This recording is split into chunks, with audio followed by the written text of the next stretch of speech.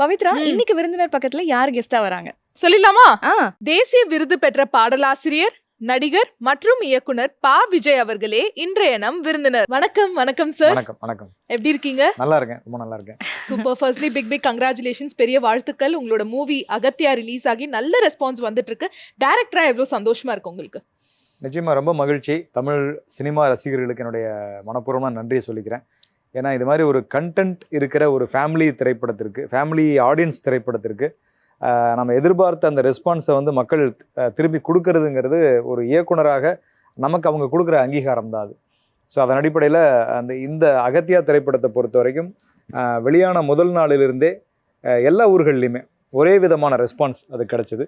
So அதற்கு வந்து முதல்ல எங்கள் டீம் சார்பாக எல்லாரும் சார்பையும் நன்றி தெரிவிச்சுக்கணும் முதல்ல. Super super. நிச்சயமா அடுத்தடுத்த நாட்களையும் கண்டிப்பாக டெஃபினட்டாக சூப்பரான ரெஸ்பான்ஸ் இருக்கும் சார். ஏன்னா நான் படம் பார்த்தேன்.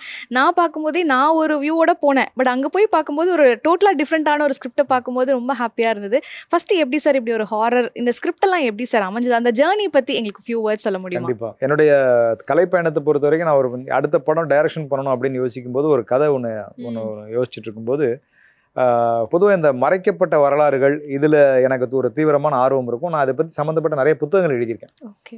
என்னுடைய தனிப்பட்ட இலக்கிய கதைகளாக. அப்படி படிக்கும் பொழுது தான் நம்முடைய மண்ணை சார்ந்த நம்முடைய மூதாதையர்களுடைய அறிவை, நமக்கான ஒரு அந்த நாலேஜை வந்து மாற்று நாட்டவர்கள் வந்து அவங்களுடையதாக அதை ப்ரொமோட் பண்ணிக்கிறது அல்லது காப்பிரைட்ஸ் வச்சிருக்கிறது, இது பல நூற்றாண்டுகளாக நடந்துட்டு இருக்கிற ஒரு அறிவு திருட்டு. இது கஸ்தூரி மஞ்சள் அப்படிங்கிறது நம்முடைய ஒரு மண்ணின் மகத்துவம். பல்லாயிரம் ஆண்டுகளுக்கு முன்பே சித்தர்கள் வாழ்ந்த காலத்திலே மஞ்சள் இருந்திருக்கு, மருதாணி மஞ்சள் இதெல்லாம். ஆனால் இதோடைய காப்பிரைட் உரிமம்ங்கிறது வெளிநாட்டில் இருக்கு. ஸோ அதை வந்து அவங்க தான் அதை வந்து பேட்டர்ன் அந்த ரைட் வச்சிருக்காங்க. ஸோ இந்த விஷயங்களை நான் படிக்கும் பொழுது இதை குறிப்பாக ஒருத்தருடைய சம்பவத்தை படித்தேன். ஸோ அதனால் அதை வந்து ஒரு திரை வடிவமாக்கணும் அப்படின்னு முயற்சி பண்ணும்போது இது பண்ணினோம்னா இது முழுக்க வந்து ஒரு டாக்குமெண்ட்ரியோட ஒரு தனிப்பட்ட வாழ்க்கை எடுத்த மாதிரி ஆகிடும். அப்போ அதை வந்து கமர்ஷியலைஸ் பண்ணி அதை ஃபேமிலி ஆடியன்ஸுக்கு கொண்டு போய் சேர்க்கறது, குழந்தைங்களுக்கு குறிப்பாக கொண்டு போய் சேர்க்கறது எப்படிங்கும்போது தான் அதில் ஹாரர்னு ஒன்று கொண்டு வரலாம். அப்போ ஹாரர்னா உடனே மக்கள் வந்து ஹாரர் காமெடியை ரொம்ப விரும்புகிறாங்க. ஆமாம் சார். அப்போ அந்த பேலட்லேருந்து எப்படி நம்ம கொஞ்சம் விலகி புதுசாக காட்டுறதுங்க போது ஹாரர் ஃபேண்டசி அப்படின்னு வந்துச்சு. ஸோ அதுதான் இப்போ குழந்தைங்களுக்கு ரொம்ப விரும்பி, இப்போ நிறைய தேட்டரில் பார்த்தீங்கன்னா குழந்தைங்க அந்த கிளைமேக்ஸ் காட்சியை ரொம்ப விரும்புகிறாங்க. அந்த கிளைமேக்ஸ் ரொம்ப நல்லா இருந்துச்சு, அந்த அனிமேஷன் ரொம்ப சூப்பராக இருந்துச்சு. ஸோ அப்படி வந்து ஒன்று ஒன்றா சேர்ந்த ஒரு கதைக்களம் தான் இந்த படம். ஸோ உள்ள கண்டென்ட் அப்படிங்கிறது ஒரு சின்ன விளக்கு மாதிரி உள்ளே இருக்கும். ஆனால் அதை சுற்றி வைக்கப்பட்ட அலங்கரிப்புகள் ஹாரரு, ஃபேண்டசி, சென்டிமெண்ட்டு, அப்புறம் காமெடியும் நம்ம அதாவது அதை புறக்கணிக்க முடியாது. ஸோ அதை மக்கள் ரொம்ப விரும்புகிறாங்க. இன்னும் ஆச்சரியமாக என்னென்னா நாங்கள் நிறைய எடுத்தோம் காமெடி, அப்புறம் படத்துடைய நீளம் கருதி நிறைய குறைச்சிட்டோம். ஸோ குறைச்ச இடம் எல்லாமே காமெடியவே வெளியே எடுக்க வேண்டியதாகிடுச்சு. ஏன்னா கதையை வெளியே எடுக்க முடியல, அப்போ காமெடி தான் நீக்க வேண்டியதாக இருந்தது. ஸோ அங்கங்கே மட்டும் காமெடியை வச்சுக்கிட்டே போனோம். அப்போ எங்களுக்கு கூட ஃபர்ஸ்ட் காப்பியாக பார்க்கும்போது நாங்கள்லாம் சும்மா தான் பார்த்துட்டு இருந்தோம். எங்களுக்கு எதுவும் சிரிக்க முடியல, அப்படியே தான் பார்த்துட்டு இருந்தோம். இது ஒர்க் ஆகுமா காமெடின்னு தெரியல. ஆனால் முதல் காட்சி கமலா தேட்டரில் பார்க்குறோம். நாங்கள் எதிர்பார்க்காதெல்லாம் சிரிக்கிறாங்க. சின்ன சின்ன சாராவுடைய பஞ்சஸ் ஒர்க் அவுட் ஆகுது. கின்ஸ்லி பேசினாலே சிரிக்கிறாங்க. நான் ரொம்ப சிரிச்ச இடம் அப்படின்னா அந்த செகண்ட் ஹாஃப்ல வந்து அந்த இதை வந்துட்டு திறப்பாங்கல்ல சார், அந்த இடத்துலலாம் நான் ரொம்ப அந்த சமாதியை கல்லறையை திறக்கும் போது அந்த ஒரு சின்ன சின்ன பஞ்ச் டைலாக்ஸ் தான். பட் அது வேற லெவல். உண்மையா சார் தியேட்டரே வந்து பயங்கரம் அது ரெஸ்பான்ஸா இருந்தது. எனக்கு ரொம்ப ஆச்சரியமா இருந்தது. உங்க சொன்ன மாதிரி இப்போ சென்னையில் ஒரு பெரிய பலாசோ தேட்டரில் ஈவினிங் நைட் ஷோ 9:45 நாங்கள் இருந்தோம். சண்டே நைட் ஷோ இருக்கோம், ஃபுல் தேட்டரு.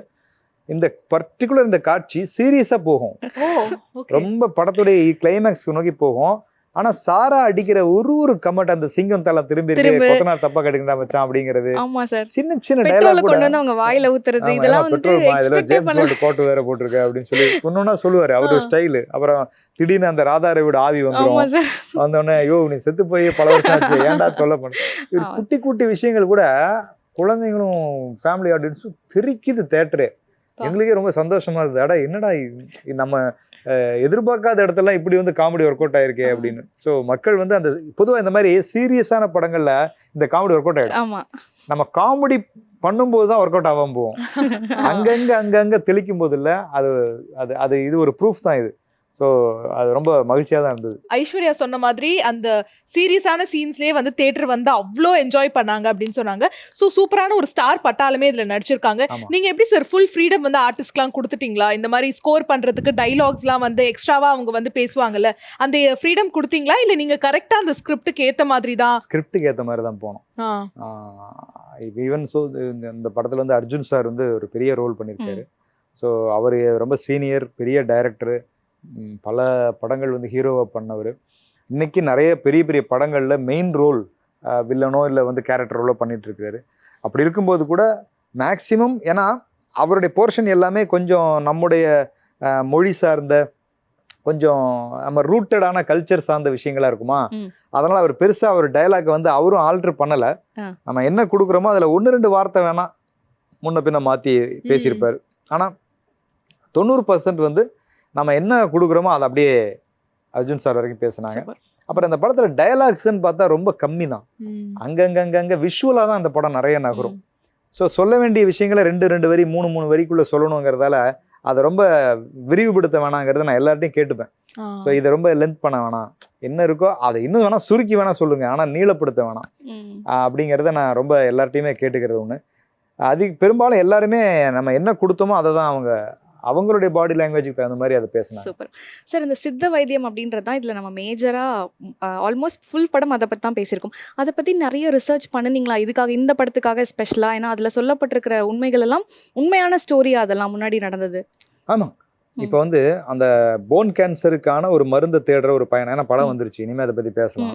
ஸோ எல்லா பத்திரிகையிலுமே எழுதிட்டாங்க, கதையவே சொல்லிட்டாங்க.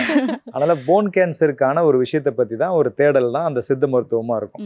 அப்போ நிறைய பேர் கூட, சில நண்பர்கள் ஊடகத்திலையும் கூட சொன்னாங்க, சித்த மருத்துவத்தில் போன் கேன்சருக்கு மருந்து இருக்கா, அது என்ன ப்ரூஃப் இருக்கு அப்படின்னு. நான் படித்த வரைக்கும் திருமூலர் காலத்திலேயே பிரெயின் டியூமருக்கு மருந்து இருந்தது. தேரைய சித்தர் அப்படிங்கிறவர் ஸ்கல் ஓப்பன் பண்ணி பிரெயினில் இருக்கிற இதை வந்து அகற்றி அதற்கு வைத்தியம் பார்த்த ஆதாரங்கள் இருக்கு. அதனால தான் தேரைய சித்தர்னே அவருக்கு பேர். ஸோ அப்படி வந்து அதே மாதிரி ஒரு கண்ணுக்குள்ள வந்து ஒரு ஊசி குத்திரும். இதை நான் ஒரு படித்த விஷயம், இதை நான் ஆக்சுவலாக ஒரு காட்சியாகவே எடுத்துட்டோம். ஸோ அந்த முறையை நாங்கள் எப்படி பண்ணினாங்க, இப்போ நம்ம ஊரில் தென்னை விளக்கமாறுன்னு சொல்லுவோம்ல, இந்த விளக்கமாறுங்கிறத தென்னை குச்சியிலேயே அடுக்கப்பட்ட இதை உபயோகிச்சு அந்த கண்ணுக்குள்ள இருக்கிற அந்த ஊசியை வெளியெடுப்பாங்க. இந்த டீட்டெயிலிங்கை நாங்கள் படத்தில் எடுத்திருந்தோம். முழு காட்சி இருக்கு, அர்ஜுன் சார் பீரியட்ல வரும். ஆனால் அந்த காட்சி வந்து ஒரு 7 நிமிஷம் காட்சி. அந்த காட்சி வைக்கலாமா இல்லை யானை காட்சி வைக்கலாமான்னு ஒரு கடைசியாக ஒரு டிபேட் வந்துருச்சு. இப்போ நீங்கள் படத்தில் யானை காட்சி இருக்கும், யானை வந்து மதம் பிடிச்சி ஓடி வரும், அதை அர்ஜுன் சார் அடக்கிற மாதிரி. ஸோ அதை யானை வந்து ஒரு மனுஷனுக்கு அடங்காது. ஆனால் இந்த அர்ஜுன் சார் போய் நிறுத்தணும்னு அது அடங்கும். எல்லாரும் நினச்சிப்பாங்க அது ஹீரோயிசத்துக்காக பண்ணியிருக்காங்கன்னு. அது அப்படி இல்லை அப்படின்னு அவர் வேற ஒன்று சொல்லுவார், நீங்கள் படம் பார்க்கும்போது தெரியும். அப்போ அது இம்பார்ட்டண்ட்டா இது இம்பார்ட்டண்ட்டான் ரெண்டு தான் வைக்க முடியும். அப்படிங்கும்போது கடைசியில் நாங்கள் யானை காட்சி தான் வச்சோம். அதனால அது வெளியே போயிடுச்சு. ஸோ இப்படி நிறைய ஆதாரங்களை ஆய்வுகள் பண்ணி அதுக்கப்புறம் தான் இந்த படத்தில் சில காட்சி அமைப்புகள் நாங்கள் தொகுத்தோம். Super sir. இது நான் படம் பார்க்கும்போதே யோசித்தேன், நம்ம ஆட்கள் எல்லாம் நடிக்க வச்சிடலாம், பட் இந்த ஃபாரினர்ஸ் எல்லாம் வந்து எப்படி சார், அது எவ்வளோ கஷ்டமாக இருந்தது. முக்கியமாக எட்வின் டூப்ளெக்ஸ் அப்படின்ற அந்த கதாபாத்திரம் நான் ரொம்ப ரசித்தேன் சார். எப்படி சார் அவரை சூஸ் பண்ணீங்க அந்த ஒரு கேரக்டருக்கு? எனக்கு வந்து ஆக்சுவலாக அந்த ஆர்டிஸ்ட் யாருன்னு சொல்லி கொஞ்சம் பாம்பேல போய் தேடணும். ஸோ யாராக இருக்கலாம் அப்படிங்கும்போது 2-3 பேர் அந்த வெளிநாட்டுக்காரங்க முகத்தில் கொஞ்சம் பிரிட்டிஷாகவே இருந்தால் நல்லாயிருக்கும். ஆக்சுவலாக ஃப்ரெஞ்சுக்காரரு, நம்ம கதையில் வர ஃப்ரெஞ்சு. அப்போ நான் ஃப்ரெஞ்சுக்காரர் தான் ரொம்ப தேடணும், ஆனால் ஃப்ரெஞ்சில் கிடைக்கல. அப்போ ஃப்ரெஞ்சு அந்த ஏன்னா ஃப்ரெஞ்சுக்காரங்களுக்கும் பிரிட்டிஷ்காரங்களுக்கும் ஒரு சின்ன டிஃப்ரென்ஸ் இருக்கும். அந்த மாதிரி யார் இருக்கா அப்படின்னு தேடும்போது 2 ஆர்டிஸ்ட் எங்களுக்கு கிடைச்சாங்க. அதில் குறிப்பாக இந்த நம்ம எட்வர்டு. ஏன்னா எட்வர்டை தேர்வு பண்ணதுக்கு காரணம், அவர் RRR வில்லனாக நடிச்சிட்டு இருந்தார் அந்த நாங்கள் படம் அவருக்கு தேர்வு பண்ணும்போது. அதுக்கப்புறம் கேப்டன் மில்லர்லையும் நடிச்சிட்டு இருந்தார். ஸோ ஓரளவு நம்ம சவுத் மக்களுக்கு வந்து பழக்கமானவர், ஹிந்தியில் நிறைய பண்ணிக்கிறார். அப்படிங்கும்போது அப்போ அவரை ஃபர்ஸ்ட் சாய்ஸாக எடுத்து, அதனால் அவரோட கொஞ்சம் அந்த கிருதாலாம் கொஞ்சம் பெருசு பண்ணி அந்த ஃப்ரெஞ்சு கெட்டப்புக்கு அந்த மாதிரி பண்ணி கொஞ்சம் சின்ன மீசெல்லாம் வச்சு அந்த மாதிரி அந்த ஃப்ரெஞ்சுக்காரங்க அந்த காலத்தில் எப்படி அந்த முக்கியமாக அந்த பீரியடை வந்து நமக்கு நல்லா காட்டுனது காரணம் காஸ்டியூம் ஒர்க். ஸோ அது ரொம்ப அழகாக அவங்க அந்த ஃப்ரெஞ்சு கேட்டகரியில் இருக்கிற மாதிரி அந்த ஹீரோயின் மட்டில்டாவாகட்டும், எல்லாத்துக்கும் அந்த ஃப்ரெஞ்ச் பேட்டர்ன்லேயே காஸ்டியூம்ஸ் தைச்சு இது பண்ணணும். ஸோ இதனால அந்த கேரக்டர் வந்து ரொம்ப மெருகேறி ஆமா. பட் அவங்கள வச்சு படம் பண்றது எப்படி சார் உங்களுக்கு புரியுமா? நம்ம சொல்றது எப்படி புரிஞ்சுக்கிட்டாங்களா? அவரு எட்வர்டு வந்து இன்னும் ரொம்ப ம். அதாவது ரொம்ப டெடிகேட்டடான ஒரு ஆர்டிஸ்ட் அவர். ம். அவர் காலைல வந்துருவாரு 8 மணிக்கெல்லாம் வந்து நம்ம ஊர் இட்லி சாம்பார்லாம் சாப்பிட்டு. பாருடா. ஆமா எல்லாம் நம்ம ஊர் ஃபுட்டு தான் அவருக்கு. ப்ரொடக்ஷன் சாப்பாடு தான். சூப்பர். கேரியர்லாம் எடுத்து பருப்பெல்லாம் எடுத்து எல்லாம் சாப்பிட்டு ரொம்ப வாவ் சூப்பர் ஸ்பைசி அப்படின்னு சாப்பிட்டு இருப்பாரு.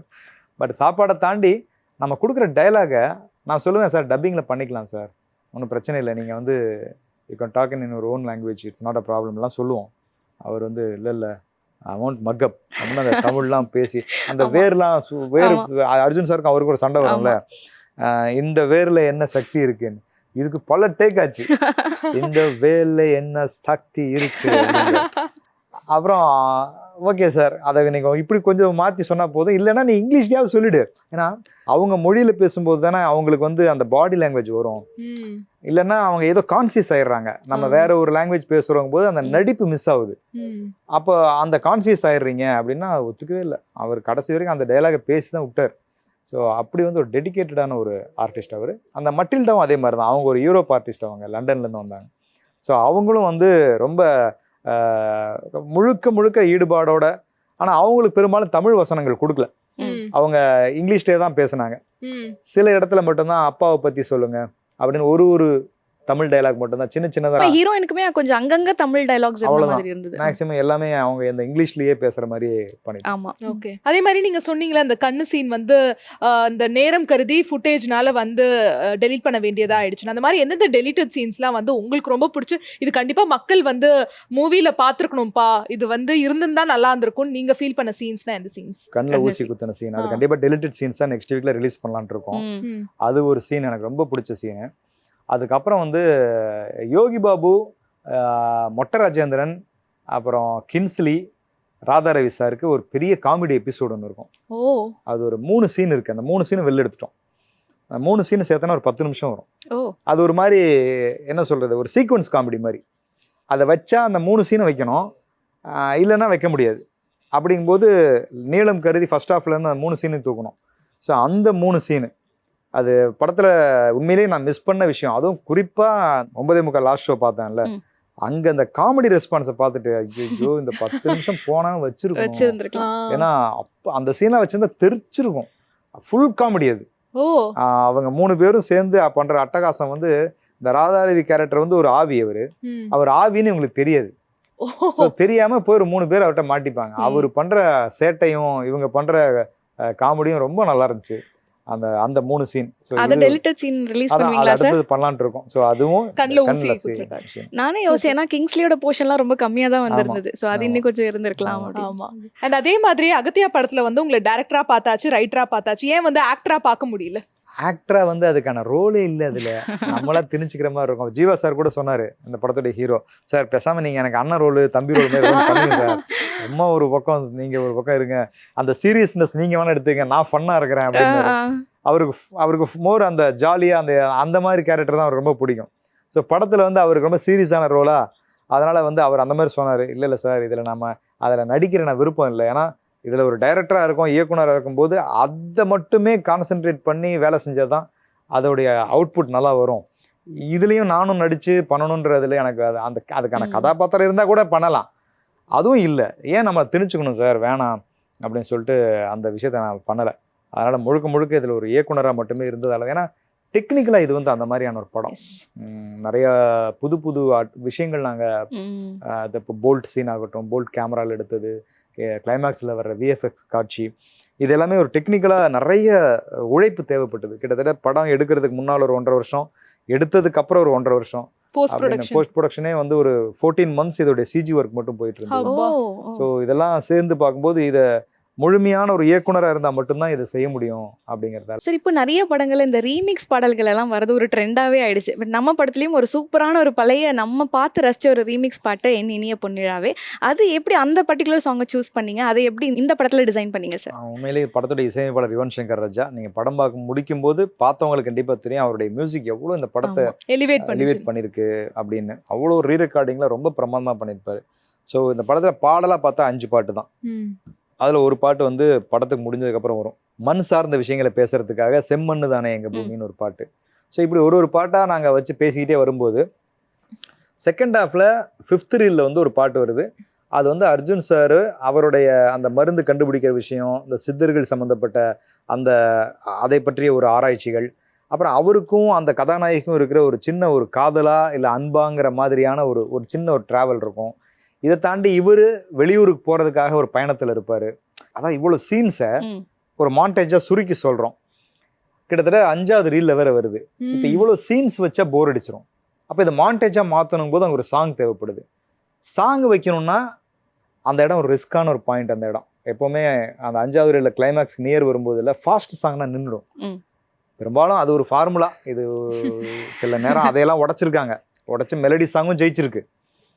ஸோ நம்ம வந்து அவ்வளோ அந்த இடத்துல வந்து ஒரு மெலடி சாங்காக வைக்கணும் அப்படிங்கும்போது என்ன பண்ணலாம் போது யுவன் சார் சொன்னார், சரி நம்ம டியூன் கம்போஸ் பண்ணிடலாம். அப்படி பேசிகிட்டே இருக்கும்போது அப்போ நானும் யுவன் சாரும் நிறையா பாட்டு பண்ணியிருக்கோம். நிறைய மியூசிக்கில் நிறைய எங்களுடைய காம்போ பெரிய ஹிட்ஸ் இருக்குது. அப்போ அதில் வந்து பட்டியல் படத்தில் நம்ம காட்டில் மழை பெய்யுதுன்னு ஒரு பாட்டு இருக்கும். அதில் வந்து ஒரு பழைய பாட்டை நாங்கள் நடுவில் அந்த தியாகராஜ பாகவதர் சாருடைய பாடலை வந்து நாங்கள் உள்ள கோத்து பண்ணியிருந்தோம். அந்த பாட்டு பெரிய ஹிட் ஆச்சு. ஸோ அந்த மாதிரி ஒன்று பண்ணிடலாமா அப்படின்னு யோசித்தோம். அப்படி பேசிகிட்டே இருக்கும்போது தான் சரி ஓகே நம்ம வந்து அப்பா பாட்டை ஒன்று ரீக்ரியேட் பண்ணலாம் அப்படின்னு நான் சொன்னேன்.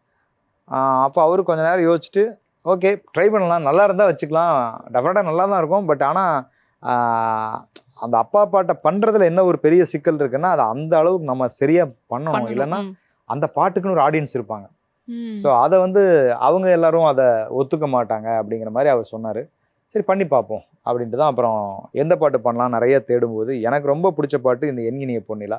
அதில் காரணம் என்னென்னா அந்த எண்ணினிய பொன்னிலாவோட லிரிக்ஸ் பார்த்தீங்கன்னா கங்கைமரன் ஐயா எழுதியிருப்பாங்க. அதில் வந்து இயற்கையை வர்ணிக்கிற மாதிரியே இருக்கும். ஆனால் அது வந்து ஒரு காதலியை வர்ணிக்கிற மாதிரியும் நம்ம கருத்து எடுத்துக்கலாம். ஆனால் என் இனிய பொன்னிலாவே பொன் நினைவில் என் கனாவே அப்படின்னு சொல்லி ஒரு ஜென்ரலான ஒரு வரிகளாக தான் இருக்கும். ஸோ இது அந்த கதைக்கும் பொருத்தமாக இருந்துச்சு. ஸோ அங்கே சித்தா பேசுகிறோம், அங்கே ஆராய்ச்சிகள் நடக்குது, இவர் பயணம் ட்ராவலு, இவருக்கு அந்த பொண்ணுக்கு இருக்கிற அன்பு, இதெல்லாம் கலந்து பார்க்கும்போது லிரிக் வந்து அதுக்கு எனக்கு ஒரு ஜென்ரலாக இருக்கிற பொதுவாக இருக்கிற ஒரு வரிகள் பொருந்துச்சு. பாட்டு எனக்கு ரொம்ப பிடிச்ச பாட்டு. 80s வந்து ஒரு சூப்பர் ஹிட் சாங். சரி பண்ணி பார்த்து எடுத்து போட்டால் இந்த பாட்டுக்கு விஷுவல் பண்ண மாதிரியே ஆகிப்போச்சு. ஸோ அவ்வளோ அழகாக ஒட்டுச்சு. எதுவுமே பண்ணவே இல்லை, அப்படியே எடுத்து பாட்டை யுவன் சார் ரீக்ரியேட் பண்ணி கொடுத்தாரு. எப்படி நம்ம யேசுதாஸ் பாடினாரோ அதே மாதிரி அவருடைய மகன் விஜய் யேசுதாஸ் இந்த பாட்டை பாடினார். ஸோ ஃபீமேல் வாய்ஸ் வந்து பிரியா பாடினாங்க. அப்படியே எடுத்து மிக்ஸ் பண்ணி போட்டோம். அதே மாதிரி இந்த படத்துக்கு மெயினாக ஜீவா அவர்களை சூஸ் பண்ணதுக்கான காரணம் என்ன? பிகாஸ் நாங்கள் என்ன நினச்சோன்னா நீங்கள் டைரக்ட் பண்ணுறீங்கன்னா கண்டிப்பாக நீங்கள் தான் வந்து லீடாக நடிப்பீங்கன்னு 2015லேருந்தே நாங்கள் வந்து பார்த்துட்டு இருக்கிறதுனால மெயினாக ஜீவா அவர்களை வந்து சூஸ் பண்ணதுக்கான காரணம் என்ன? அப்போ ஸ்ட்ராபெரி வந்து நான் நடித்தேன். ஆமாம், அது வந்து ஒரு சின்ன படம், என்னுடைய ப்ரொடக்ஷன்லேயே நான் எடுத்த படம். ரொம்ப அன்னைக்கு பட்ஜெட்டில் அது ரொம்ப குட்டி பட்ஜெட். அதுக்கப்புறம் ஆருத்ரம் அதே மாதிரி தான் என்னுடைய கதைக்காக நான் பண்ணது. அப்போ அதுலேருந்து நான் விலகி வேற ஹீரோக்களுக்கு நம்ம கதை பண்ணணும். ஏன்னா எங்கிட்ட இருக்கிற நிறைய கதைகள் அந்த மாதிரி பெரிய பெரிய பட்ஜெட் கேட்குற கதைகளாக இருந்துச்சு. ரொம்ப விசாலமான பட்ஜெட் அதுக்கு தேவைப்பட்டது. அப்போ அதில் நான் நடிக்கும் போது இல்லை, அதில் வணிகம்னு ஒன்று வரும், வியாபாரம்னு ஒன்று குறிக்கிடும், அந்த அளவுக்கு பிஸ்னஸ் இருக்காங்கிற கேள்விகள் வரும். அப்போ ப்ரொடக்ஷன் வரமாட்டாங்க. அப்படிங்கும்போது ஒரு பெரிய ஹீரோஸ்ட்டை நம்ம வந்து கதையை சொல்ல ஆரம்பிப்போம். அப்படிங்கும்போது நான் அணுகின ஒரு சில பேரில் ஜீவா சாரும் ஒருத்தர். ஓகே, நான் வந்து நடிகர் சித்தார்த் சாரை பார்த்தேன், அதுக்கப்புறம் எஸ்ஜே சூர்யா சார், அதுக்கப்புறம் ஜீவா சார், இப்படிலாம் பார்த்து அந்த கதையை சொல்லும்போது ஜீவாவுக்கு சாருக்கு இந்த கதை ரொம்ப பிடிச்சிருந்து. அவர் தான் இந்த கதையை சரி இப்படிப்பட்ட ஒரு பட்ஜெட்டை நல்லா பண்ணுறதுக்கு நமக்கு ஒரு நிறுவனம் வந்து Vels university, so Vels production நம்ம போகலான்னு சொல்லி கணேஷ் சாரை சந்திச்சு இந்த கதையை சொன்னோம். ஸோ அவருக்கும் இந்த ஹாரர் ஃபேண்டசிங்கிறது ரொம்ப புதுசாக இருந்துச்சு. ஸோ பட்ஜெட் கொஞ்சம் பெரிய பட்ஜெட் தான் இருந்தாலும் இந்த கதைக்காக அவர் வந்து ரொம்ப மெனக்கெட்டு அந்த பட்ஜெட்டை வந்து எடுத்து ரொம்ப பிரமாதமாக பண்ணி கொடுத்தாரு. சூப்பர். அண்ட் இந்த படத்தில் ஒரு முக்கியமான விஷயம் அந்த செட்டு தான் சார். அந்த அரண்மனை, அந்த உள்ளே இருந்த செட்டெல்லாம் அவ்வளோ பார்க்கும்போதே அப்படியே அந்த ஹாரர் ஃபீல் ஆகட்டும், நீங்கள் சொல்கிற கதைக்கும் அந்த பழைய கதைக்கு ஏற்ற மாதிரியும் அந்த பர்ஃபெக்டாக இருந்தது. அந்த செட்டை பற்றியும் சொல்லுங்கள் சார். கண்டிப்பாக அது வந்து ஒரு பெரிய ஒரு நானும் சரி இந்த படத்தில் மிக முக்கியமான ஒரு உழைப்புன்னு பார்த்தீங்கன்னா கேமரா ஒளிப்பதிவு தீபக் குமார் பதின்னு சொல்லி அவர் தான் கேமராமேன், டிஓபி.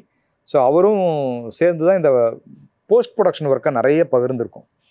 ஸோ கதையெல்லாம் எழுதி முடித்ததுக்கப்புறம் என் கூடவே தான் அவர் வந்து இந்த 3 வருடங்களும் என் கூடவே தான் ட்ராவல் பண்ணார். வேறு எந்த படம் கூட பண்ணல. நடுவில் ஒரே ஒரு சந்தானம் சார் படம் மட்டும் பண்ணார். அதுக்கப்புறம் நிறைய வாய்ப்புகள் வந்து கூட அவர் எல்லாத்தையும் விட்டுட்டு இந்த படத்துலேயே இருந்தார். ஏன்னா பர்டிகுலராக கேமரா ஒர்க்கை எல்லாருமே பாராட்டி பேசுனாங்க இந்த படத்தில்.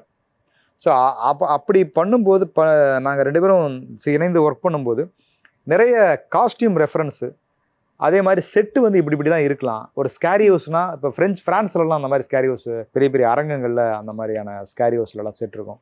ஸோ அதை வந்து நம்ம டிஸ்னிலேண்ட்லலாம் இருக்கும். அதெல்லாம் ரெஃபரன்ஸ் எடுத்து இந்த மாதிரிலாம் பண்ணணும்னு சொல்லி நாங்கள் படம் ப்ரொடியூஸ் பண்ணுறது, ப்ரொடியூசர் கடைக்கு முன்னாலே நாங்கள் இதெல்லாம் ரெடி பண்ணிட்டோம் டிசைனாக. இந்த கலரில் தான் இந்த செட் இருக்கணும். ஸோ பீரியட் போர்ஷனில் ப்ளூ கம்ப்ளீட்டாக அவாய்ட் பண்ணோம். ஸோ லைவ் போர்ஷனில் கம்ப்ளீட்டாக வந்து ரெட் அவாய்ட் பண்ணோம், ரெட் கலர்ஸே இருக்கக்கூடாது. இப்படின்னு கலர் பேலட்ஸாக பிரித்தோம். காஸ்டியூமில் கூட ரெட் வரக்கூடாது, பீரியடில் ப்ளூ வரக்கூடாது. அப்போ தான் உங்களுக்கு கலர் டோனாக டிஃப்ரெண்ட்டாக தெரியும். அப்படின்னு எல்லாத்துலேயுமே காஸ்டியூம்லேருந்து எல்லாமே நாங்கள் வந்து ஒவ்வொரு ரெஃபரன்ஸாக எடுத்து அதில் ஒட்டி ஒவ்வொரு சீனுக்கும் ரெடி பண்ணி வச்சோம். சீன் பை சீனாகவே பார்த்தீங்கனாலே கலர் பேலட்டோடு இருக்கும். இப்போ இந்த கலர்னால் இந்த பேக்ரவுண்டில் என்ன சுவர் இருக்கணும், அதில் என்ன மாதிரியான பெயிண்டிங் இருக்கணும், இவ்வளோ டீட்டெயிலிங் பண்ணி தான் ஒர்க் பண்ணோம். ஸோ அதனால் செட்டு ஒர்க்காக நாங்கள் முன்னாலே இதெல்லாம் ரெடி பண்ணிட்டோம். அதுக்கப்புறம் வந்து இதுக்கு படத்துக்கு ஆர்ட் டைரக்டராக சண்முகம் அப்படிங்கிற ஒரு புது ஆர்ட் டைரக்டர், அண்ட் வந்து ராமலிங்கம் மேஸ்திரின்னு சொல்லி ஒரு மிகப்பெரிய செட்டு வடிவமைப்பாளர். நம்ம தமிழ் சினிமாவில் பார்த்து பிரமிக்கிற பல அரங்கங்களை அவர் பண்ணது தான். ஆனால் நமக்கு அவரை யாருக்கும் தெரியாது. நீங்கள் இப்போ பெரிய பெரிய பாட்டுகள் எல்லாம் நம்ம பார்த்துருப்போம், ஆனால் அதுக்கு பின்னால் இருக்கிற உழைப்பு வந்து அவருடைய ராமலிங்கம் மேஸ்திரியோடைய உழைப்பாக தான் இருந்திருக்கும். ஸோ நம்ம டிசைனை பண்ணி கொடுத்தா அவர் நீங்கள் எவ்வளோ பெரிய செங்கோட்டையை வேணாலும் செட்டாக போட்டு கொடுக்குற ஒருத்தர் வந்து ராமலிங்கம் மேஸ்திரி. ஸோ அப்படி வந்து சண்முகமும் ராமலிங்கம் மேஸ்திரியும் அவர்களும் இணைந்து பண்ணி கொடுத்தது தான் அந்த பிரம்மாண்டமான செட்டெல்லாம். சார், இந்த படத்தில் நிறைய சித்தர்கள் பற்றி, சித்தர்களோட அனுபவம் எல்லாம் பேசியிருப்போம். முக்கியமாக அந்த கண்ணாடி சித்தர் பற்றி எல்லாம் இதில் நம்ம படத்திலே பேசியிருப்போம். அந்த மாதிரி நிறைய ரிசர்ச் பண்ணும்போது உங்களுக்கு ஏதாவது அந்த சித்தர்கள் பற்றி ஏதாவது ஒரு ஆச்சரியமான விஷயம், அந்த அனுபவம் ஏதாவது சொல்ல முடியுமா சார்? அடிப்படையாகவே எனக்கு சித்தர் வழிபாடு ரொம்ப பிடிக்குங்க. அது இயற்கையாகவே எனக்கு வந்து சித்தர்கள் மேலே ஒரு பெரிய ஒரு நேசம், ஒரு பற்று அப்படின்னு சொல்லலாம். ஸோ நான் எந்த ஊருக்கு போனாலும் அங்கே ஒரு சித்தர் ஜீவசமாதி இருந்தால் அங்கே போய் உட்காந்து பிரார்த்தனை பண்ணுறதோ இல்லை ஏதோ ஒரு அவங்களோட நம்ம அது எனக்கு அது ஒவ்வொருத்தருடைய தனிப்பட்ட விருப்பம்னு வைங்களேன். ஒருத்தர் ஒரு கோயிலுக்கு போவாங்க அந்த மாதிரி. ஸோ எனக்கு சித்தர் வழிபாடு ரொம்ப பிடிக்கும்.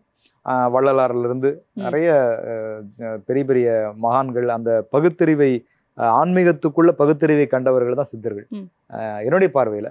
ஸோ அப்படி வந்து இருக்கும்போது திருவண்ணாமலைக்கு நாங்கள் அடிக்கடி போவோம். முந்தி இப்போ இல்லை, ஒரு 3 ஆண்டுகளுக்கு முன்னால் வந்து இந்த படம் ஆரம்பிக்கிறதுக்கு முன்னால் அப்போ தான் இந்த கதையை திருவண்ணாமலைங்கிறதே ஃபிக்ஸ் பண்ணோம். அப்போ நானும் என்னுடைய உதவியாளர், என்னுடைய அப்பா 3 பேரும் போயிட்டுருக்கோம். அப்போ இந்த கதைக்களை எங்கே வைக்கலாம் அப்படின்னு சொல்லி அப்படியே பேசிகிட்டே இருக்கோம். அப்படியே பேசிகிட்டே போகிறோம். அப்படியே பார்த்தா முன்னால் திருவண்ணாமலை மலை தெரியுது. அப்போ ஏதோ இது ஒரு நல்ல ஒரு சைன் மாதிரி இருக்குடா. நம்ம இந்த கதைக்களத்தை, ஏன்னா சித்தர்கள் சம்மந்தப்பட்ட கதை எடுக்கிறோம். ஸோ அப்படிப்பட்ட இடத்துல அர்ஜுன் எங்கே இருந்து இந்த விஷயங்களை கண்டறிகிறாரு, ஆராய்ச்சி பண்ணுறாருங்கிறத நம்ம திருவண்ணாமலையாகவே ஃபிக்ஸ் பண்ணுவோம் அப்படின்னு சொல்லி அந்த இடத்துல அது அது என்ன சொல்கிறது, ஒரு நிமித்தம்னு சொல்கிறதா, அந்த மாதிரி ஒன்று கிடச்சிது. இது ஒன்று. அதுக்கப்புறம் இது சொன்னால் நம்புவாங்களான்னு எனக்கு தெரியல. பட் நானும் எங்கள் அப்பா வந்து கிரிவலம் ஒரு நாள், நான் அப்பா மயில்சாமி இருந்தார்ல, நடிகர் மயில்சாமி, அவர் திருவண்ணாமலையில் தான் இருப்பார். ஸோ அவருடைய நண்பர்கள் ஒரு 4-5 பேர் இப்படி எல்லாரும் சேர்ந்து நாங்கள் ஒரு கிரிவலத்தில் உள்வழிப்பாதைன்னு ஒன்று இருக்குது. அதாவது வெளியில தான் சுற்றுவாங்க, இப்போ க்ளோஸ் பண்ணிட்டாங்க. இப்போ யார் நினச்சாலும் போக முடியாது.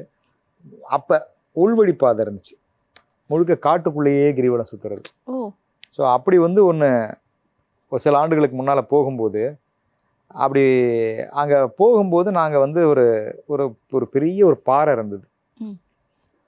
ரொம்ப எனக்கு தான் ரொம்ப கால் வலி, அவங்களுக்குலாம் கால் வலிக்கல. ஏன்னா கரடு முரடாக இருக்கும். வெறும் செல்ஃபோன் டார்ச் லைட்டில் தான் போக முடியும், லைட்டே இருக்காது இல்லை. அப்போ எனக்கு ரொம்ப கால் வலிக்குதுன்னு சொல்லிட்டு நான் சொன்னேன், கொஞ்ச நேரம் ரெஸ்ட் எடுத்துகிட்டு போகலாம் அப்படின்னு சொல்லிட்டு அந்த பெரிய பாறையில் போய் உட்காந்துட்டோம். ஸோ எல்லாருமே உட்காந்தவங்க என்ன பண்ணாங்கன்னா, எல்லோரும் ரொம்ப நேரம் நடந்தார், தூங்கிட்டோம். கொஞ்ச நேரம் கழித்து எங்கள் அப்பாவும் ஒரு நண்பரும் 2 பேரும் அப்படியே, நான் எழுந்திரிச்சு இப்படி பார்க்குறேன், எங்கள் அப்பா 2 பேர் எழுந்திரிச்சு இப்படி பார்க்குறாங்க. ஒரு இடத்த பார்த்துட்டே இருக்காங்க. 2 பேருமே ஒரு விதமான ஒரு மிரட்சியோட, ஒரு வியப்போட பார்க்குறாங்க. நான் கூப்பிட்றேன், அவங்களுக்கு தெரியல. அப்புறம் இப்படின்னு தட்டி கூப்பிட்றேன். அதுக்கப்புறம் இப்படி திரும்புகிறாங்க. இல்லை, அங்கே பார்த்தீங்க ஒரு சித்தரோட ஒரு உருவம் மாதிரி அப்படியே ஒன்று போயிட்டே இருந்தது அப்படின்னா. அப்போ மயில்சாமி தான் சொன்னார், இங்கே வந்து அந்த மாதிரி அரிதா சிலருக்கு வந்து அவங்க அந்த மாதிரியான காட்சிகள் கொடுப்பாங்க. இப்படி நிறைய பேர் இந்த இடங்கள்ல சொல்லியிருக்காங்க. ஸோ இதை தேடி நிறைய பேர் வர்றதுனால தான் இந்த இடத்தையே க்ளோஸ் பண்ணுறாங்க. நிறைய அங்கே உள்ளுக்குள்ளே வந்து சில ஜீவ சமாதிகள்லாம் இருக்குது. அங்கெல்லாம் போய் உட்காந்து எல்லாரும் பிரார்த்தனை பண்ணுவாங்க. அது எல்லாருக்குமே அப்படி வந்து தோற்றம் அப்படி கொடுக்க மாட்டாங்க. ஆனால் சித்தர்கள் என்னுடைய பார்வையில் எப்படின்னா, நான் நம்புறது நம்ம சித்தர் வழிபாடு பண்ணும்போதில் ஏதோ ஒரு மனித ரூபத்தில் அவங்களுடைய அந்த படத்தை நான் சொல்லியிருப்பேன். சித்தருடைய பதிலே யாரோ ஒரு மனித ரூபத்தில் நமக்கு அது கிடைக்கும். நம்புனா நம்ம ஒரு பிரார்த்தனை வச்சுட்டு வரோம், யாரோ ஒருத்தர் நமக்கு ஒரு ஆன்சர் சொல்லிட்டு போவாங்க கடந்து. அட இதுதான் நம்ம தேடி வந்தோம், சரியா இருக்கே அப்படின்னு தோணும். ஸோ இதை நான் நம்புகிறேன். இது மாதிரி நிறைய பேரும் நம்பலாம். ஸோ எனக்கு அனுபவத்தில் இதுதான் நடந்தது. அண்ட் இந்த படத்தில் செந்தில் சாருமே ஒரு சின்ன ஒரு கேமியோ பண்ணியிருந்தாரு. ஸோ அவரை பற்றியும் ஃபியூ வேர்ட்ஸ் சார். அவர் வந்து ஒரு என்ன சொல்கிறது, அவர் ஒரு நம்மலாம் பார்த்து வியந்த ஒரு பெரிய காம்போ அது கவுண்டமணி செந்தில் அப்படிங்கிறது. ஸோ அவர் இதில் பண்ணணும் அப்படின்னு சொல்லிட்டு அவர் ஒரு சோலோவாக வந்து ஒன்று பண்ண வைக்கணும் அப்படின்னு சொல்லி இதை கேட்டோம். அவரும் நம்ம இப்போ ரொம்ப நடிக்கிறதெல்லாம் இல்லைப்பா அப்படின்லாம் சொன்னார். இல்லைண்ணா இந்த கெட்டப் ரொம்ப புதுசான ஒரு கெட்டப்பு, மேலே கோட்டு கீழே லுங்கி கட்டிட்டு எப்போவுமே ஒரு கையில் ஒரு அந்த பாண்டிச்சேரியில் இருக்கிற பாட்டில் வச்சுட்டு எப்பயுமே ஒரு அரை போதையிலே இருப்பார் அவர். இப்படி ஒரு கேரக்டரு. அப்புறம் ஒரு கெட்டப் இருக்கும் பிடிச்சி பார்த்தா அடுத்த நாள் அதே கெட்டப்பில் வந்துட்டார் ஆஃபீஸ்க்கு. அவரே ட்ரெஸ்அப் ஆகி வந்துட்டாரா சார்? அவரே வீட்டில் இருந்து கோட் போட்டு எப்படி தம்பி இருக்கு, இதான் நீங்கள் சொன்னீங்க அப்படின்னு. ஐயோ அண்ணா இதுலேயே கெட்டப்பில் வந்துட்டீங்க, சூப்பராக இருக்குண்ணா, இப்படிதான் வேணும் எனக்குன்னு சொல்லிட்டு அப்புறம் அவரே விக்கெல்லாம் விக்கு மட்டும் நாங்கள் செட் பண்ணோம். சுருளாக முடி வச்சு ஒரு விக் வச்சு அவரை ரொம்ப புதுசாக இருந்தது பார்க்க. அப்புறம் அந்த கெட்டப்பில் அவர் அப்படியே படத்தில் நடிச்சார். அவர் வந்து அவுட்புட் பார்த்து என்ன சொன்னார் சார்? அவர் வந்து ஆக்சுவலாக என்னன்னா அவரை வச்சு கொஞ்சம் நிறைய எடுத்தோம். அப்புறமா வந்து என்னவா நிறைய இங்கே என்னமா எடுத்தீங்க என்ன காணுங்க அப்படின்னாரு. ஆமாண்ணே, எப்பவுமே அப்படிதான் நடக்கும். ஏன்னா நம்ம சில ஆர்டிஸ்ட் வந்து சில நேரங்களில் அவங்க எதிர்பார்ப்பாங்க நிறைய, ஏன்னா டப்பிங்கில் அவ்வளோ பேசியிருப்பாங்க. அப்புறம் ஃபைனலாக படம் ட்ரிம் ஆகும்போது நிறைய காணாம போயிடும்ல. அப்படிங்கும்போது நமக்கு சில நண்பர்களோடய அப்படி நடந்துரும். நமக்கு ரொம்ப நெருங்கிய நண்பரை ஒரு ரோலில் நடிக்க வச்சிருப்போம், ஒரு போலீஸ் ஆஃபீஸராக ஒரு டாக்டரா. கடைசியில் பார்த்தா தூக்கி வெளியே போட்டுருவோம். அப்புறம் அவங்க ரொம்ப ஆசையாக வந்து பார்க்கும்போது எங்கடா நான் நடிச்சதை காணோம். அதனாலேயே வந்து சில நேரங்கள் அப்படி ஒன்று ஏற்பட்டுரும். அப்புறம் அவர்கிட்ட சொன்னோம், இல்லைன்னா லென்த் ஆகி போச்சு அப்படின்னாரு. நீங்க சொல்லும் போது பார்க்கும்போதே நிறைய சீன்ஸ் டெலிட் பண்ணிருப்பீங்க போல. இதெல்லாம் சேர்ந்து ஒரு ஓடிடி ரிலீஸ் மாதிரி எக்ஸ்பெக்ட் பண்ணலாமா சார்? இல்லை, இது நம்ம படத்துல இல்லை, இப்போ நிறைய படங்கள்லேயே வந்து அது நடக்கும். ஆப்வியஸா வந்து ஒரு 3 மணி நேரம் படம் இருக்குங்க ஃபைனலா. அது வந்து கடைசியா வந்து எல்லாரும் 3 மணி நேரம் படத்தை கண்டிப்பாக திரையரங்கத்தில் இன்னைக்கு இருக்கிற ஆடியன்ஸ் பார்க்கறது இல்லை. இன்னைக்கு 2 மணி நேரம் அதுக்கு மேலே போச்சுனாலே கொஞ்சம் நெளிறாங்க. 2:10 அது வரைக்கும் ஓகே. இதை தாண்டி வந்து ஒரு ஆக்ஷன் பிளாக் இருக்குது, பயங்கரமான ஒரு பிரம்மாண்டமாக ஒன்று பண்ண போகிறோம் அப்படின்னா அதெல்லாம் தாங்குது. அதெல்லாம் இல்லாமல் ஒரு அழகாக சொல்ல வந்த கதையை ரொம்ப நீட்டாக சுருக்கமாக சொல்லணும்னா 2.25 மணி நேரங்கிறது ஒரு சரியான நேரம். அது வந்து குறைவுன்னு சொல்ல முடியாது, அதிகம்னு சொல்ல முடியாது. ஸோ அதனால தான் இந்த படத்தை வந்து 2 hours 15 minutes அப்படிங்கிறது டிசைட் முடித்தோம். ஆனால் அதுக்கும் கம்மியாகவே முடித்தோம். 2 மணி நேரம் 12 நிமிஷம் தான் இந்த படம். ஸோ அதுக்குள்ளே இந்த கதை எல்லாமே வந்துருச்சு. அப்போ அதை ஏன் நீளப்படுத்தணும்? ஸோ அப்படிங்கிறதுனால அது அப்படியே ரொம்ப அழகாக கிறிஸ்பாக பண்ணிட்டோம். ஆனால் அது ஓடிடியில் எதிர்பார்க்கலாமா சார்? ஏன்னா நீங்கள் சொல்லும் போதே டெலிட்டட் சீன்ஸ்லாம் அவ்வளோ சுவாரஸ்யமாக இருக்குது. கண்டிப்பாக ஆடியன்ஸ் பார்க்கணுன்னு ஒரு ஆசை இருக்கும்ல. கண்டிப்பாக நீங்கள் சொன்னதுனால எனக்கு தோணுது, பேசாமல் அதை ரீஎடிட் பண்ணி அதை வந்து ஓடிடியில் பண்ணும்போது வேணால் நம்ம வந்து, ஏன்னா ஓடிடியில் பிரச்சனை இல்லை. ஏன்னா ஃபர்ஸ்ட் ஹாஃப் பார்த்துட்டு ஆஃப் பண்ணி வச்சுட்டு அவங்களாம் வேலையெல்லாம் முடிச்சுட்டு நைட் வந்து செகண்ட் ஹாஃப் பார்ப்பாங்க. எப்படி வேணாலும் அவங்க ஒரு படத்தை 3-4 பிரித்து கூட பார்த்துப்பாங்க. அப்படிங்கும்போது ஓடிடியில் நம்ம வந்து இதெல்லாம் உள்ள சேர்த்தே பண்ணலாம்னு தோணுது. ஸோ கண்டிப்பாக அந்த அவுட் கொடுக்கும்போது வேணா அப்படி ஒரு வெர்ஷன் டைரக்டர்ஸ் கட்னு ஒன்று வருது இல்லை, அப்படி வந்து வேணா அதுக்கு பின்னால் இணைச்சி விடலாம். ஸோ ஏதோ ஒன்று பண்ணலாம். அது வேஸ்ட் ஆகாமல் அந்த சீன்ஸ் எல்லாம் அட்லீஸ்ட் யாரோ ஒருத்தர் அதை பார்த்து ரசிப்பாங்க. நிச்சயமா டெஃபினெட்லி. அதுவும் நீங்கள் சொல்லும்போது சுவாரஸ்யமா காமெடி சீன்ஸ்லாம் நான் ரொம்ப எக்ஸ்பெக்ட் பண்ணுறேன் சார். அண்ட் நீங்கள் சொல்ல மாதிரி இந்த படத்தில் எந்த இடத்துலையுமே எங்களுக்கு அந்த ஒரு போரிங்காக அந்த மாதிரி எங்கேயுமே ஃபீல் ஆகலை. த்ரூ அவுட் த மூவி அடுத்து என்ன ஆகும் அந்த மாதிரி சுவாரஸ்யமாகவே தான் கடைசி வரைக்கும் வச்சிருந்தீங்க. அதுக்கு உண்மையாக பாராட்டுகள் தான் சார். அந்த அட்வென்ச்சர் போயிடக்கூடாதுங்கிறதால தான் இதெல்லாம் எடுத்தோம், இதெல்லாம் சேர்த்தோம். ஆனால் அந்த ஓட்டம் மிஸ் ஆகுதே, அங்கங்கே அப்படியே இறங்குது, அப்புறம் மறுபடியும் ஸ்கிரிப்ட் எந்திரிக்குது. ஆனால் செகண்ட் ஹாஃப் ஆரம்பித்த உடனே அது முடிவு தெரியக்கூடாது, அவ்வளோ ஸ்பீடாக போயிடணும் கதை அப்படிங்கிற ஒரு ஓட்டம் தேவைப்பட்டுச்சு. ஒரு அட்வென்ச்சர் படத்துக்கு அது தேவை இருக்கு இல்லையா? ஸோ இந்த செகண்ட் ஹாஃப் வந்து ஒரு அட்வென்ச்சர் படம் மாதிரி. ஜீவா அண்ட் ராஷிகண்ணா அவங்க வந்து இதை ஒரு கடன்னு இந்த கதையை எடுத்துகிட்டு போயிட்டே இருப்பாங்க அடுத்த கட்டத்துக்கு. ஸோ அப்படியே போகும், கிளைமேக்ஸ் போனால் ஒரு பெரிய அனிமேஷன் ஃபைட்டு. அது வந்து ஒரு சாட்டிஸ்ஃபைடான ஒரு குழந்தைங்களுக்கான ஒரு ட்ரீட்டாக இருக்கும். அதோட ஒரு சின்ன ஒரு மெசேஜ் சொல்லி படத்தை முடிச்சிடும். சூப்பர். ஸோ இந்த வேகம் இருக்கணும் அப்படிங்கிறது தான் இந்த மாதிரி சில செதுக்கல்கள் தேவைப்பட்டுருச்சு. சூப்பர். அதே மாதிரி பார்ட் 2 எதிர்பார்க்கலாமா? அகத்தியா படத்தின் பார்ட் பார்ட் 2 எதுவும் இது வரைக்கும் பிளான் பண்ணலை உண்மையாக சொன்னா. ஏன்னா இப்போ தான் படம் வெளியே வந்து மக்கள்கிட்ட ஒரு நல்ல வரவேற்பு பெற்றுட்டு இருக்கு. நிறைய இப்போ கூட ஒரு மலேசியாலேருந்து ஒருத்தர் கூப்பிட்டு ஒருத்தர் நல்லா இருந்துச்சு சார் படம் இப்போ தான் பார்த்தேன் அப்படின்னாங்க. இப்போ வெளிநாடுகள்லையும் அங்கங்கே ரிலீஸ் ஆகி படம் நல்லா நடந்துட்டு இருக்கு. ஸோ இதனுடைய வரவேற்பு அது சமயத்தில் இன்னும் சில அதுக்கான இந்த படத்துலேருந்து இன்னும் கொஞ்சம் வெளியில் வந்துட்டோம்னா அதுக்கப்புறம் அடுத்தது என்ன பண்ணலாம், இதோட சீக்குவலாக பார்ட் 2 மாதிரி போகலாமா, இல்லை வந்து வேற ஏதாவது புது விதமான கதைகள் பண்ணலாமா, இல்லை ஹாரர் பேஸ் இல்லாமல் வேற பண்ணலாமா அப்படின்லாம் யோசிச்சுட்டு இருக்கேன். ஏன்னா தொடர்ந்து மறுபடியும் ஒரு ஹாரர் பண்ணணுமா அப்படின்லாம் எனக்கு யோசனை போயிட்டு இருக்கு. ஏன்னா ஒரே மாதிரியே எடுக்கிற மாதிரியே ஆகிடும் அடுத்தடுத்த படங்கள் அப்படின்னு. ஸோ இருந்தாலும் அதுக்கான முடிவுக்குன்னு வரல. ஓகே, கண்டிப்பா இன்னொரு 1-2 வாரங்களுக்கு அப்புறம் அதுக்கான வேலைகள் பண்ணலாம். Super sir. அதே மாதிரி இப்ப நம்ம ஆடியன்ஸ்க்கு வந்து இன்னும் பார்க்காதவங்க அகத்தியா படத்தை ஏன் போய் பார்க்கணும், பார்த்தா என்ன மாதிரியான ஒரு எக்ஸ்பீரியன்ஸ் கிடைக்கும்னு சொல்லி? நிச்சயமா வந்து ஒரு சில படங்கள் வந்து குடும்பத்தோட போய் தியேட்டர் எக்ஸ்பீரியன்ஸ் பண்ண வேண்டிய படங்கள்னு சில படங்கள் அமையும். அது இயற்கையாக அந்த படத்துக்கு அமைஞ்சிருச்சு. ஸோ ஒரு சின்ன குழந்தைங்களுக்கு பிடிச்ச விஷயமும், ஒரு பெரியவங்களுக்கு தெரிஞ்ச அவங்க தெரிவிக்க விரும்புகிற கண்டென்ட்டும், அதே சமயத்தில் ஹாரர் ஃபேண்டசிங்கிற ஒரு புது ஒரு பொழுதுபோக்கு அம்சமும் நிரம்பிய ஒரு ஜனரஞ்சகமான படமாக இந்த அகத்தியா திரைப்படத்தை ஒரு பெரிய டீம் ஒர்க்காக பண்ணியிருக்கோம். நிறைய உழைப்பு இருக்குது. அது எல்லா படத்துலையும் உழைப்பு இல்லாத படங்களே கிடையாது. ஆனாலும் அதுக்குள்ளே இருக்கிற தமிழ் மண் சார்ந்த ஆய்வுகளும், தமிழ் அறிவு எவ்வளவு பெரிய பொக்கிஷம், நம்ம எவ்வளோ விதமான அற்புதங்களை வந்து நம்ம வச்சுருந்தோம், அதை ஏன் இப்போ நம்ம மிஸ் பண்ணிட்டு இருக்கோம் அப்படிங்கிற கேள்வியும் இந்த படம் வந்து கண்டிப்பாக படம் பார்க்குறவங்க எல்லாருக்குள்ளேயும் ஒரு சின்ன விதையாக இது விதைக்கும். இது ஒரு ஜனரஞ்சக படம், பொழுதுபோக்கு படம், ஒரு ஹாரர் ஃபேண்டசி படம் அப்படிங்கிறதோட இப்படிப்பட்ட ஒரு தமிழ் சார்ந்த ஒரு விஷயத்தையும் அதுக்குள்ளே வச்சுருக்கோம். அதனால் தமிழ் மக்கள் தான் இந்த படத்தை மிகப்பெரிய அளவில் கொண்டாடி அவங்க குடும்பமாக வந்து இந்த திரையரங்களுக்கு வரணும் அப்படிங்கிறது என்னுடைய ஒரு மிக அன்பான ஒரு வேண்டுகோள்னு கூட சொல்லலாம். சூப்பர் சார், ரொம்ப அழகா சொன்னீங்க. நிறைய விஷயங்கள் எங்களுக்கும் அகத்தியா படம் பத்தி தெரிய வந்துச்சு. அண்ட் அகத்தியா படம் மாதிரியே உங்களோட அப்கமிங் ப்ராஜெக்ட்ஸ் எல்லாமே வந்து சூப்பர் டூப்பர் ஹிட் ஆகணும் சார். ஜெயா டிவி சார்பா பெரிய வாழ்த்துக்கள். நிகழ்ச்சிக்கு வந்ததுக்கு ரொம்ப ரொம்ப நன்றி சார். நன்றி.